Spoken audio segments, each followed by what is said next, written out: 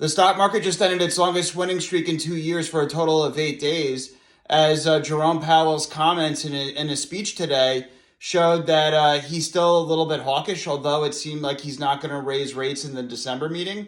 He says that the Fed is most likely staying put for now, but there's a possibility that the Fed might have to hike interest rates again.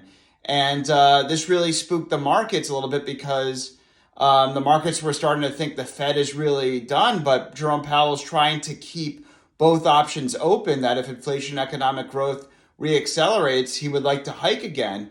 We've had comments from Austin Goolsbee saying that he thinks that interest rates are high enough and that we should be done. But then you also have Neil Kashkari thinking that we have to do more to bring inflation back down to 2%. So that's why I think the market ended its winning streak today. But the market had this winning streak, because the markets were so oversold the following week. You know, we hit S&P 500 correction being down over 10% almost 2 weeks ago. And then the NASDAQ was in correction territory 2 weeks ago. So this bounce, I think, was kind of needed and expected technically.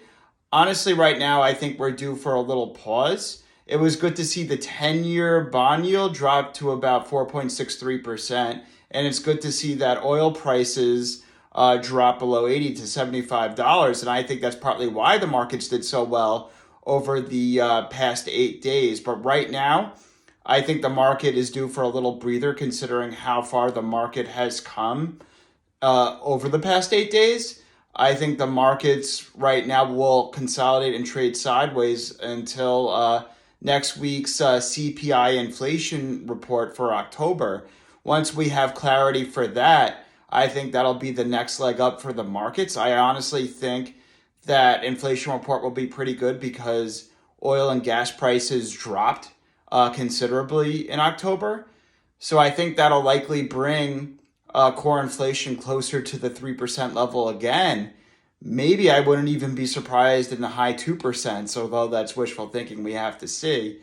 And then yesterday, Bitcoin, I want to talk about Bitcoin. Bitcoin crossed over 37,000 for the first time in 18 months, as there's more investor speculation that spot Bitcoin ETFs will be approved soon. And there was even a report that BlackRock's iShares Ethereum ETF, they're trying to apply for that for the SEC to get a spot Ethereum ETF approved.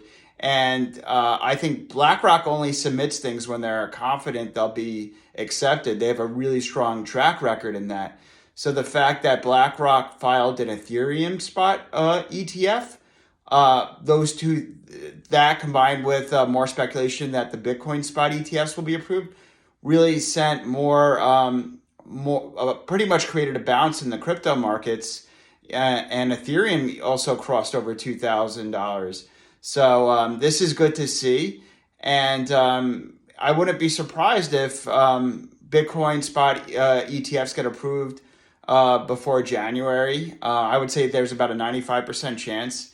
And now it's seeming more likely that an Ethereum spot ETF will be approved by January. In fact, there's reports that it's possible at least that the SEC might approve pretty much all applications for the Bitcoin ETF at once. And I wouldn't be surprised if they do the same for Ethereum, as there's multiple applications hanging out there. But it's good to see that there's more, it's good to see the bounce in the crypto markets, because Bitcoin being up at an 18-month high, in my opinion, is pretty encouraging.